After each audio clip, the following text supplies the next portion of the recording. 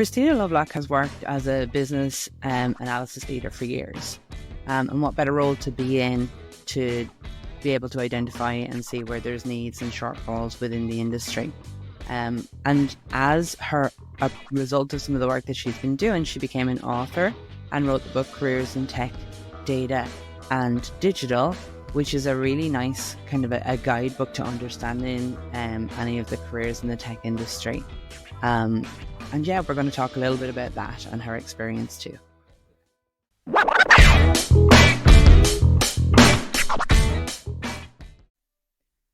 It is very lovely to meet you again, Christina, and we can talk about how we met a little bit later because I think it's a great reflection of women events.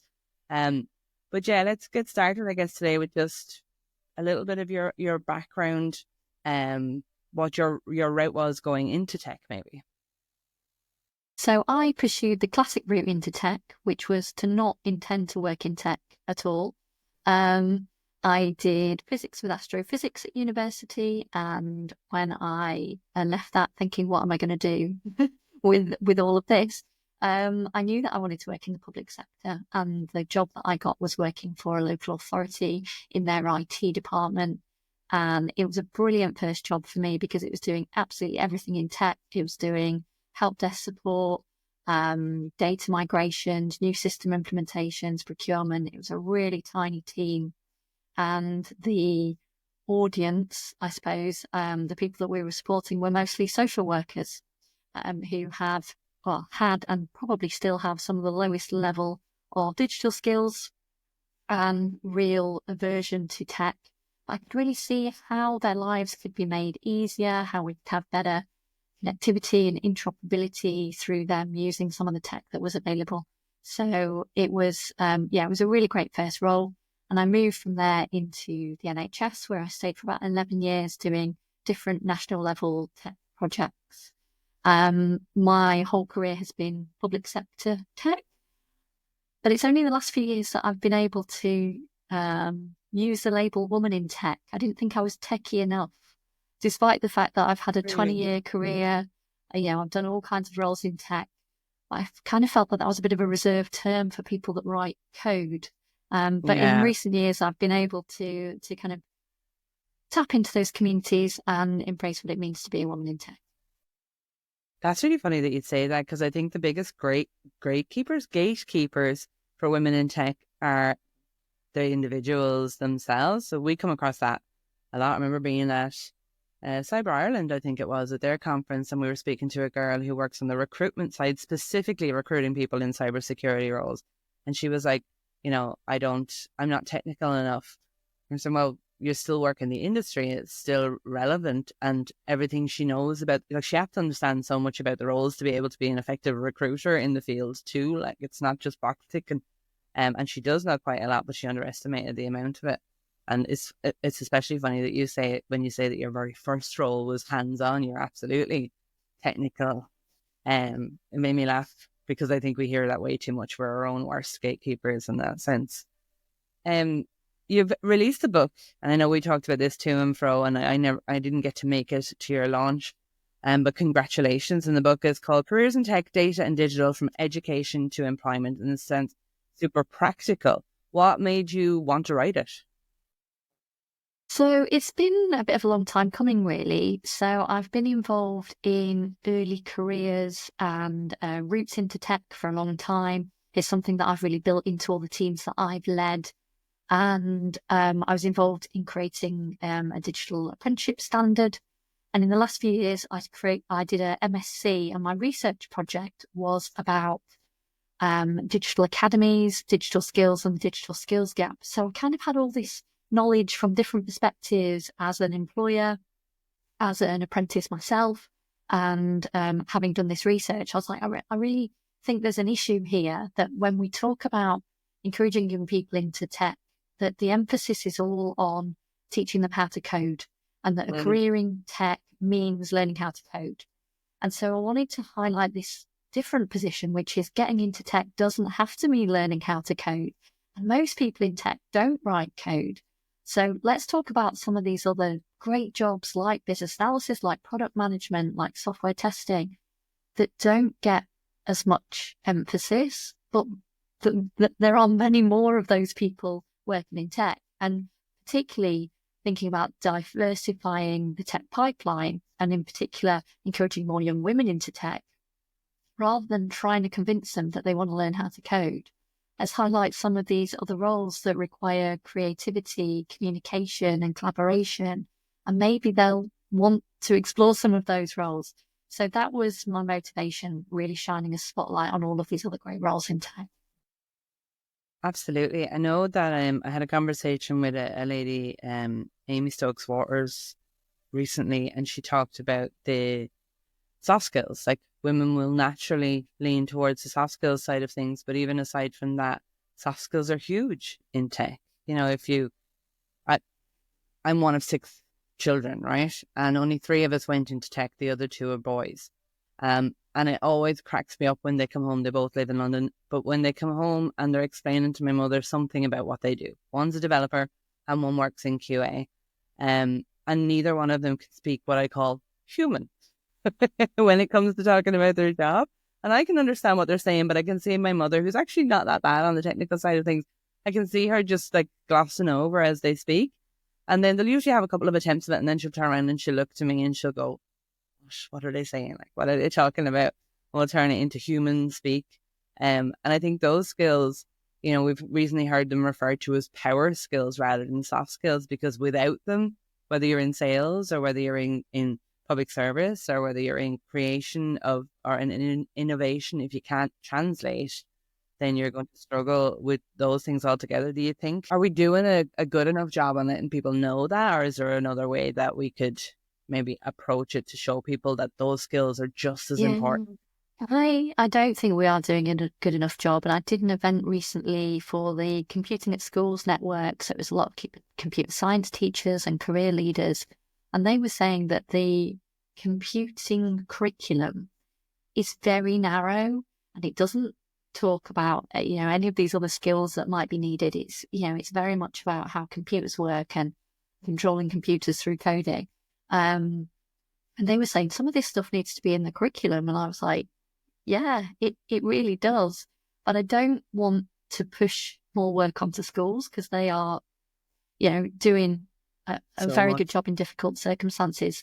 So I think that we need to take that responsibility back as tech professionals and get out there and speak to schools, colleges and universities, be a role model for the profession and the career that you enjoy, and talk about your role. You don't have to be really super senior. You don't have to have experience speaking to children. Just go and talk to them about what you do.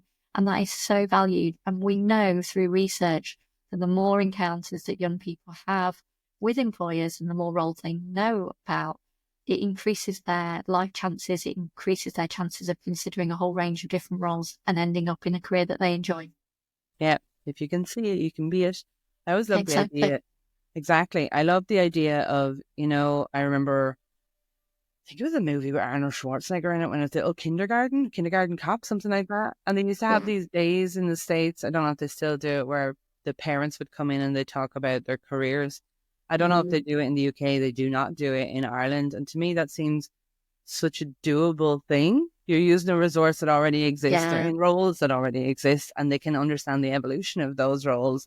And they have Yeah. children, so they probably can speak to children then too. Like, it's a resource worth tapping into. Do they do things like that in the UK? Not with a general expectation that most parents will engage with that kind of thing. I think my daughter has attended schools where they have done that, or I've kind of, convinced them to let me come in and talk to them. But yeah, I think it really should be an expectation on all parents that they are talking about their roles. And you mentioned my book, of which you were one of the case studies. Thank you very much for that. One Yeah, of the well, first questions I asked everyone was, how do you explain your role to your friends and family? And yeah, it stumped a lot of people. They were like, either I say I work in IT and hope they don't ask any follow-up questions. We're not doing the best job of showcasing our roles because we think it's boring or that people won't want to hear about it. But, actually you could change someone's life with the right conversation at the right time. Absolutely. And if it was really that boring, would so many of us be angling to get into it, or would be doing the like? I've been working in tech for 19 years. I don't find it boring at all. And I love the challenge of trying to figure out how to explain it in different ways to different people. It's like a puzzle. Um, but yes, I have also at times, when you've got like they call it the elevator pitch, isn't it? Where you're literally got 30 seconds and you're trying to explain to somebody what it is that you do, and my brain is going so fast, going, oh, how do I do this? But I think everything, like, if you've seen people, like I mentioned, I have a brother who's a developer, and I've worked with lots of them over the years, and they get stereotyped as being, with hoodies in dark corners, like, oh, when you turn on the light. But often what they're working on is really, really fascinating, and they're creating such an important piece of the puzzle. But explaining why it's not just codes and letters on a page, that what they're creating is often missing from the explanation. I mean, I didn't even understand, even being related to one, how often developers don't see the end product that they're creating, that they're just a piece, creating this tiny, tiny piece of a part of the product, and have no idea what it looks like to the end user, which just blew my mind. Like, it seemed very basic to me. And then the same with other roles, like even if you trawl through the likes of LinkedIn and you're looking at the names of roles, and then you go through like job descriptions and such, they often still don't make any sense as to what exactly that person does. What are they achieving in their day-to-day work? Like, and you can see that in other roles, whether it's carers or healthcare or education and things like that. It's a lot clearer what somebody's achieving at the end of the day. And maybe we need to do a better job at that as a general rule. Really do. Yeah. Back to the book. So you've written a book before. What made you go down the route of wanting to write books as opposed to any other kind of means there? I think one thing is that I love to read. I think a lot of authors are avid readers. And the first thing I do when I want to learn more about a subject is I buy a book, basically. That is my starting point. And I think the BCS, who have published both of my books, they've got some absolutely brilliant titles that really help tech professionals. And particularly the new book, it was kind of a change in audience for them to be thinking about that next generation of tech professionals and what's the information that they need, and how do we encourage people to think about a career in tech that might not be thinking about it. And I also wanted this book to be the gift that all tech professionals buy for their children or a teenager in their life, because a lot of people in tech look at people around us and think, oh, you'd make a really good data analyst, business analyst, project manager, whatever it is. But we don't really have the mechanism or the signposting to be able to tell people what that role is or how they might get into it. So I wanted there to be something that you could kind of very obviously buy for your children, or buy for your friends' children, or somebody who was thinking about moving into tech, and say, look, this is the role that I do here on page 57. Yeah. Here are some of the roles that are related to it, and I think you'd be really good, and I think you should consider it, because I found that there was really limited information. Even if you went to things like the professional bodies, like the Association of Project Managers, for example, there's a real assumed level of knowledge. They're talking to a particular audience. They assume that you already know what project management is. You're looking for how to do your certification, or how to get templates, or how to get support. It's not really talking about that talent pipeline and introducing what is project management and who's good at it and what does it involve day to day. So I thought it was going to be quite easy writing this book, if I'm honest. I was just going to kind of collect up the information from different sources. But I had to do a lot more work than I had imagined. That's good. It means you're learning from it as well. And I think, I always think anyone who's writing something who's learning from it throughout the process, that usually comes across in the book and makes it that bit more interesting then as well. And you talked about the creating a pipeline. I have so many questions on that, but I'm going to come to it when we finish asking you about your book bits and pieces. But why do you think that there's a need for something like that now specifically, as opposed to 5 years ago? I think now the general population day-to-day conversations, whether you're in tech or not, are involving things like AI and other emerging and advancing technologies. So there's a lot of fear in a lot of jobs about, how a job's going to be impacted. What does this mean for jobs in future? What does this mean for tech jobs now? Do we need new roles? Are some of our existing roles not going to exist? And so I thought, well, there is a lot of fear and there's a lot of worry, particularly from people who work outside tech, that it's not going to be understandable. There's no point trying to understand what the tech roles are because they change all the time, and AI is going to come along and change everything anyway. I was like, look, that's not really the case, because most of the jobs in tech have existed in one form or another for at least the last 30 years. And yes, new things come along and we sometimes badge things or rebrand them, but a lot of those roles are the same. And so I just wanted to cut through some of the hype and some of the fear and the worry and say, look, this is understandable. Whether you're a career leader in school or a student thinking about your options, there is a way to navigate this, and just kind of really lay it out as simply as I could to make it seem like it was achievable and that they would be able to understand it and navigate it. I like that, because I think so many places, certainly within the cybersecurity industry, are not tackling that head on. I mean, I'm not afraid of it. The way I look at it is, like you say, tech has been how it's been for the last 30 years. I'm excited to see how it's going to change, because roles in the future are going to look different. They're not all necessarily going to be, even if you think about the working day, they're not all necessarily going to be a 9 to 5, and we're not all necessarily going to be typing in front of a computer all day. There's going to be, if you think about all the different means of communication even that we introduced during lockdown, that changed the way that people worked.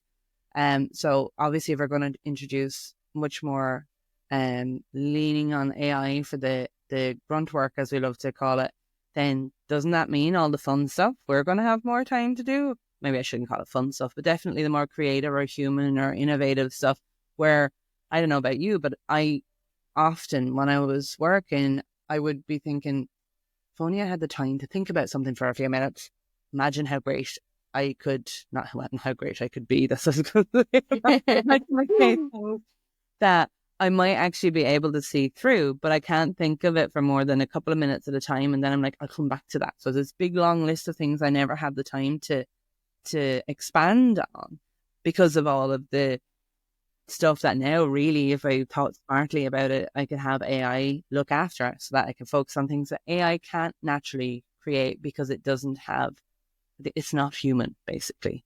And I think it's an opportunity. Like, it doesn't faze me. I love that you've tackled it head on and been empathetic in the way that you've tackled it, because it's fear it's coming from with people. So that's brave. That's brave move on your part. I think there's also kind of massive opportunity at the moment, because we know that younger workers want their work to be more meaningful. They want to be purpose driven. And so I think tech is a great way to have a purpose driven role, because whatever cause you're interested in or invested in, they need tech. So if you're interested in kind of global inequalities, for example, then technology is underpinning microloans to women-led businesses in developing countries.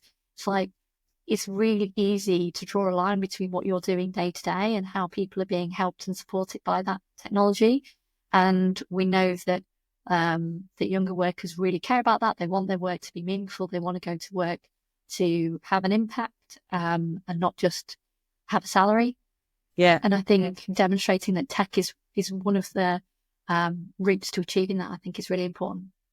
Absolutely. I love that sentiment among younger people now. I mean, there's all bad press going around at the moment about Gen Zers all getting fired because they won't work hard enough. But my thinking is that the world that they're living in now has given them less opportunity. And, I'm somewhat responsible for that, and the generation before that, with regards buying homes or traveling or job opportunities or minimum expectations of education and all of those kind of things, definitely spending money at the start. So if I was trying to imagine how would I feel if I was in that situation and I was 25 right now, I think the only place that I have any real power or any real control is over where I spend my money and where I spend my time, or what I spend my time doing. And I love that they're owning that they're being more responsible in their actions, and it's going to dictate the companies that succeed and those that do, how they succeed. And I think we're going to see some great changes with that. But, if only I could see into the future. Maybe I'm wrong. We'll see. But I think it makes sense to do that. When you approach the research for the book, where do you start for something like that? Like, how do you go about it?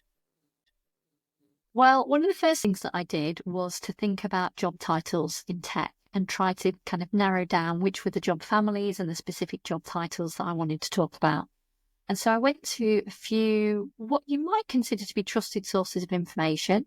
I looked at the digital apprenticeship standards, the government, what used to be called the DDAT framework, digital data and technology roles. They've renamed it to something less catchy now.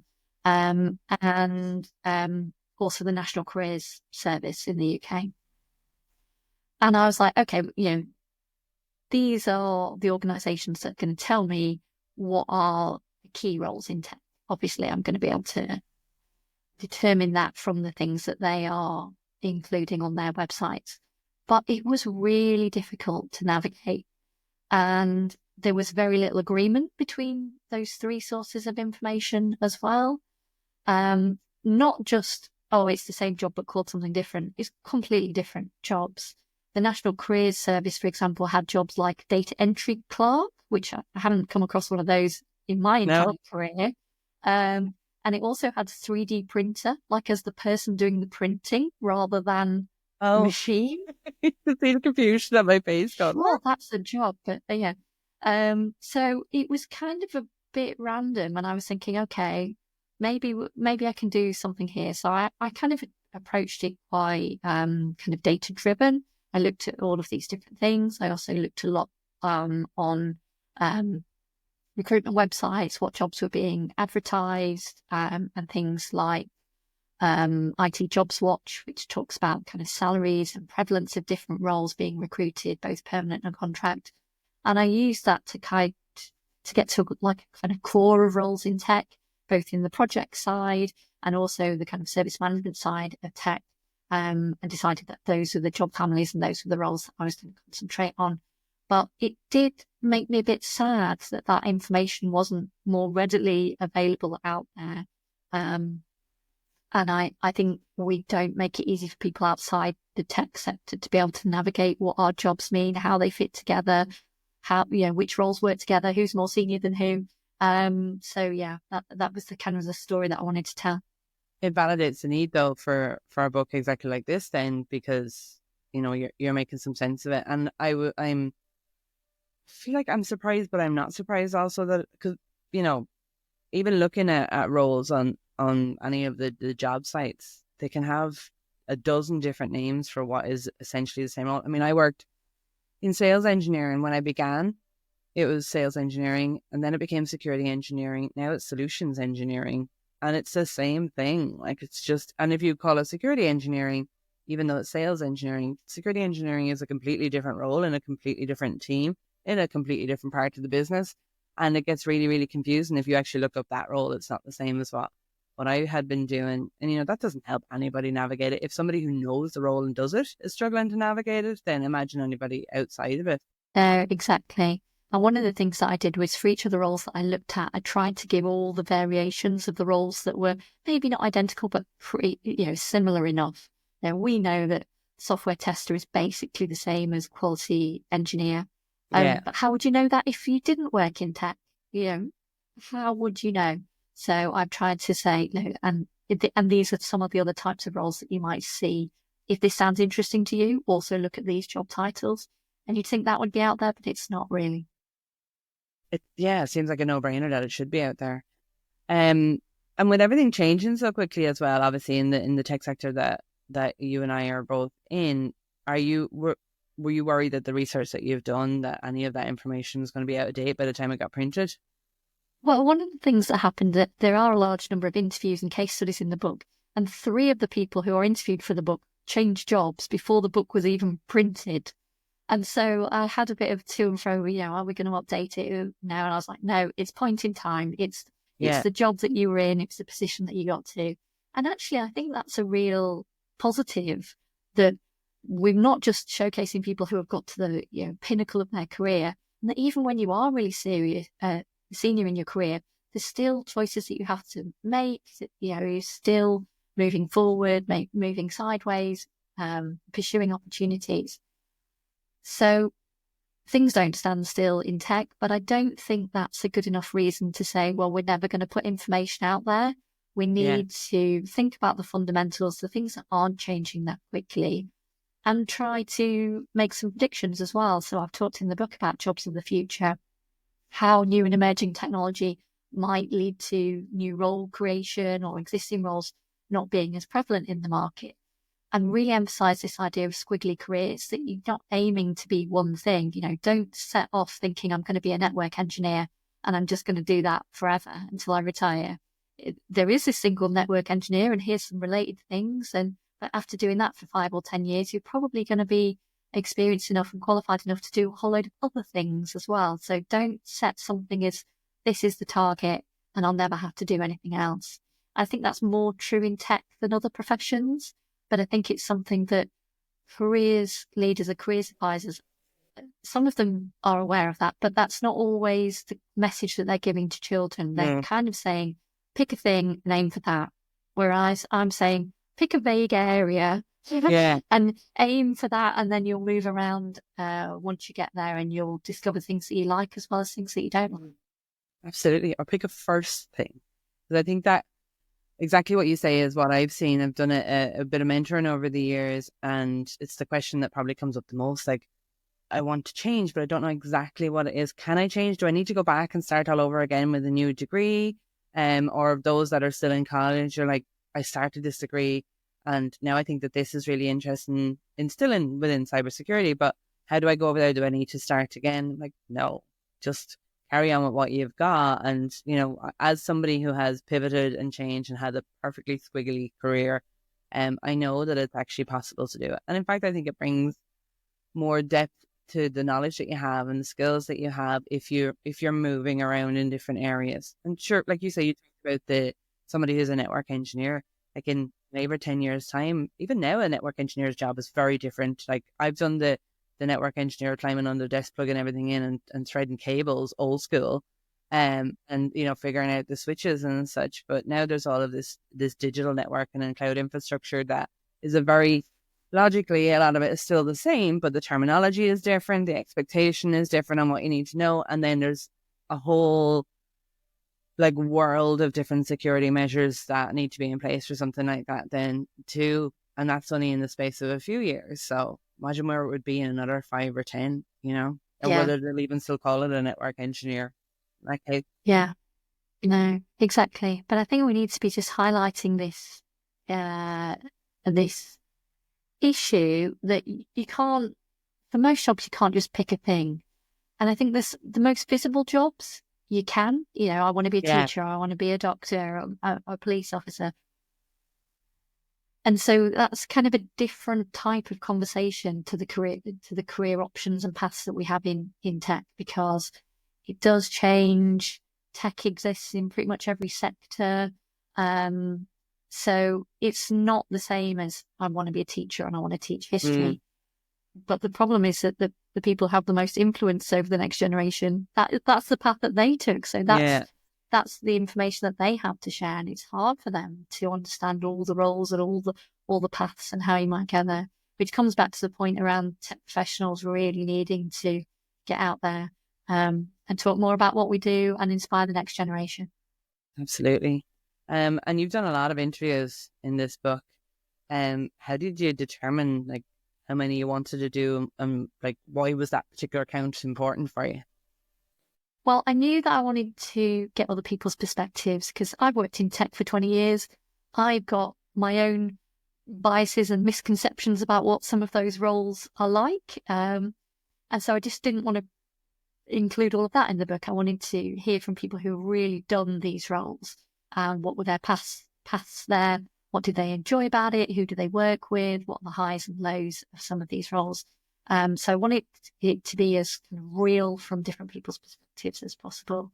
One of the, I suppose, misconceptions that I have around testing is that, pretty much anybody can be a tester. It's pretty easy. That's the kind of default role in tech, isn't it? If not quite sure what you want to do, Don't be a tell my tester, brother. and then you can figure out from there. You don't necessarily have to stay a tester. You can figure it out from there.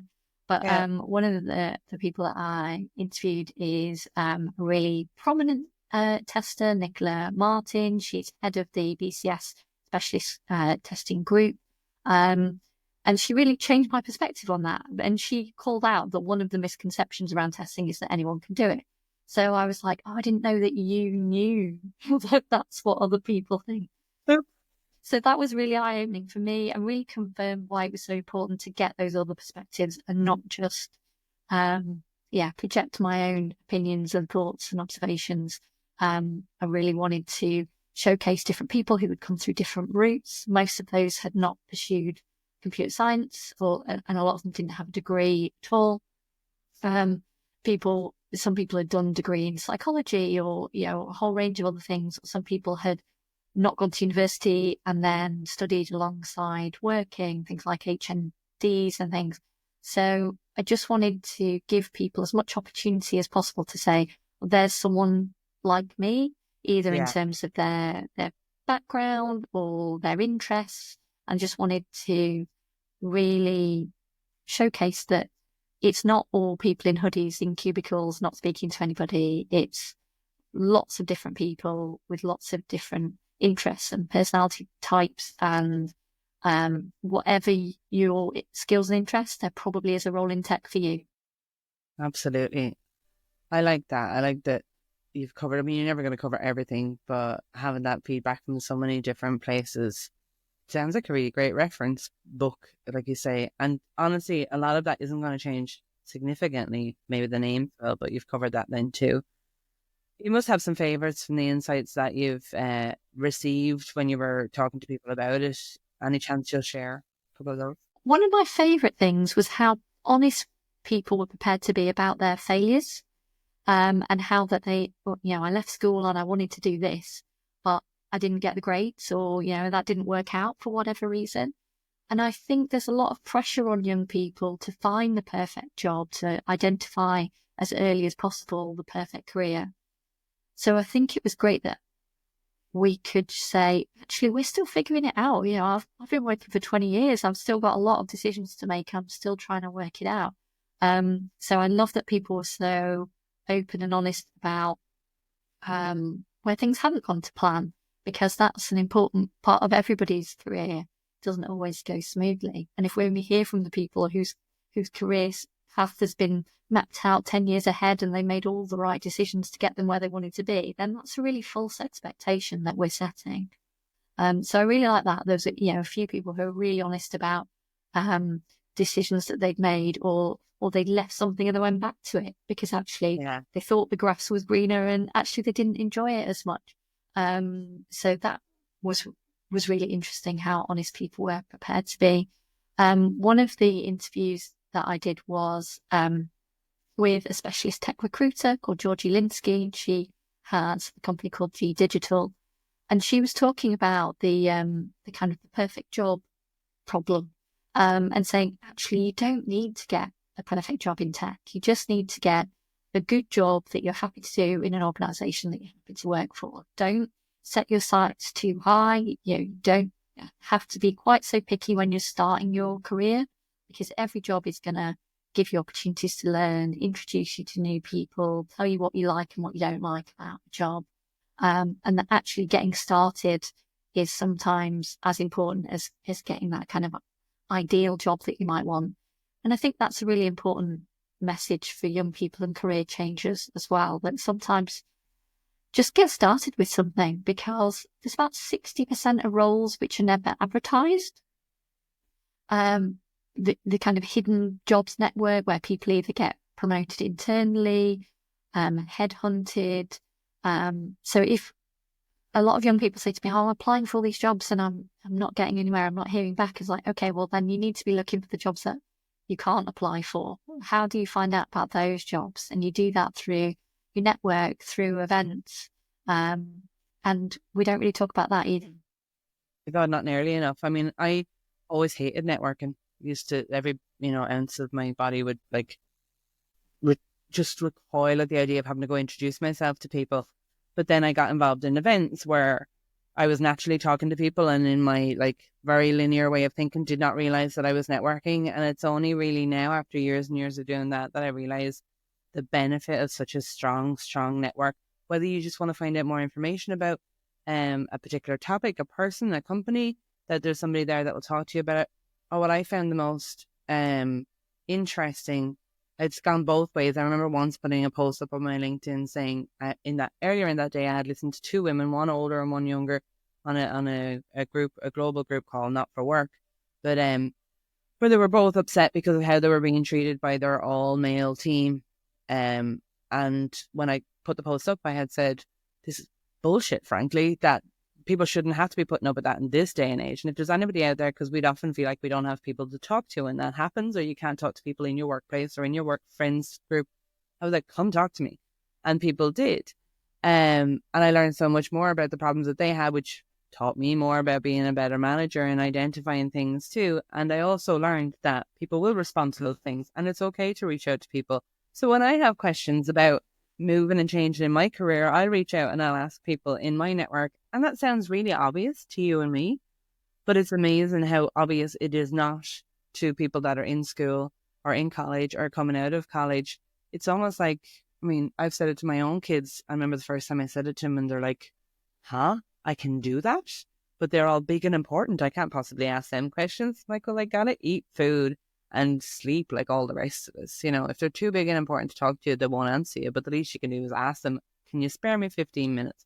I have some questions, and I always respond to it. If people are brave enough to ask, network is just, that's the gold dust. And I've also heard, sorry, I'm wandering, but I also heard that these days, if you're coming into the workforce for the first time, you can expect to have 3 careers. Whereas my parents, it was one and bust. Mine, we were told we'd have one, but we're having 1 to 2 usually. But the next generation can expect to have 3. So whatever it is that you're choosing in college and you're coming out to do, the likelihood of you doing that for the rest of your life is very slim. And not just because the industry may not support it, but because you'll get bored of it and you want to go do something different. And there's opportunity much more, what do you call it, like micro credential courses and stuff that allow people to move. And in company, people will move. I've done it. They'll pivot into different teams and stuff too. Little mini rant over, sorry. No, I think that's so important. And, it's hard enough trying to speak to young people about their options, their choices available, choices of routes. Am I going to do an apprenticeship? Am I going to do a degree? What subject am I going to do? We don't really want to learn on that. And by the way, you might have to, retrain at least 2 or 3 times and pursue all these different bits. That's really scary to hear at the start of your career journey. So we have to talk about it more. We have to normalize it, because otherwise it's going to come as such a shock to them. But yeah, I was exactly the same as you. That I'm not very good at talking to strangers, not very good at small talk, don't really like networking. And I've had to really reframe events and conferences for me as learning opportunities. So I'm not going there to network, I'm going there to learn. And I might get talking to people who are also there to learn, and that's fine. I've just had to kind of shift the stories that I tell myself about it. I love that you used the word reframe there, because I know I said in the beginning I'd come back to where we had met, and both of us met at the London Reframe Women in Tech event, which for me was probably the single best Women in Tech event that I've ever been at. Like everything, I know Becky and her team made a really, really great job of just thinking of every single detail. And we met in the queue for the bathroom. Yes. And we were talking just before we started recording about, I get so excited when I see a queue for the bathroom at tech events, because it means there's finally enough women there to create a queue. They're usually the only events you can go to where you have no problem going into the bathroom. There's never a queue there, but it brings me great joy. And obviously we met there as well. It's funny where you'll meet people. Like, I know we were both at the same event, but certainly didn't anticipate that we were going to meet people at the bathroom queue and then end up doing. It's not the obvious networking opportunity, is it? But whatever works, Yeah, absolutely. And out of the case studies that you did, was there any big surprises? I think the openness that I've already mentioned, the kind of the willingness to say, yeah, I failed, that was not what I intended, had to change my mind, had to think differently, that didn't work out. So that surprised me that people were so willing. The number of people that had not done anything to do with technology, that had either not gone to university or studied a wide range of subjects, sort of surprised me. And that led me to do a bit of research, which is, well, how many people in tech actually did computer science or something IT related as a degree? And the answer to that is less than 10%. There was some research that the BCS did with coding Black females to say, do you need a degree in computer science to get a job in tech? And the answer is obviously no, because 90% of us do not have that. So that surprised me a little bit, because that's not a widely known statistic. I've worked in tech, as I said, my whole career, 20 years, and I've never known that before. And so even when we're working in tech, we're kind of making assumptions about the routes that other people that we work with, that they've taken, the types of qualifications that they've got, the level of technical that they are. But actually, a lot of us are just kind of learning on the job and making up as we go along.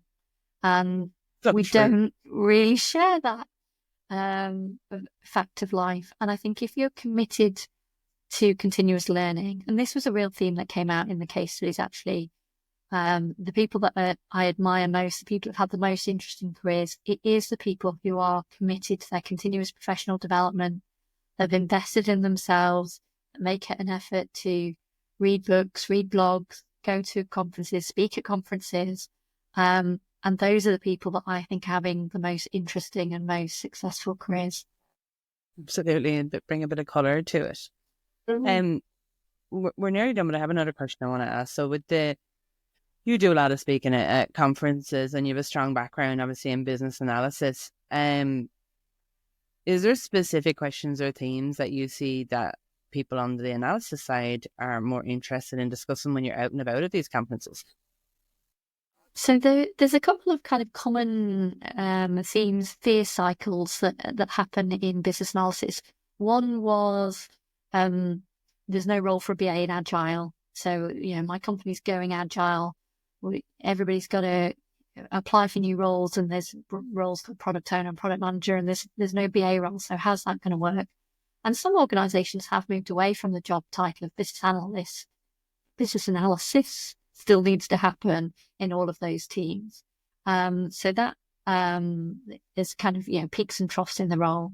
And there is a real kind of concern now around the long-term impact of AI.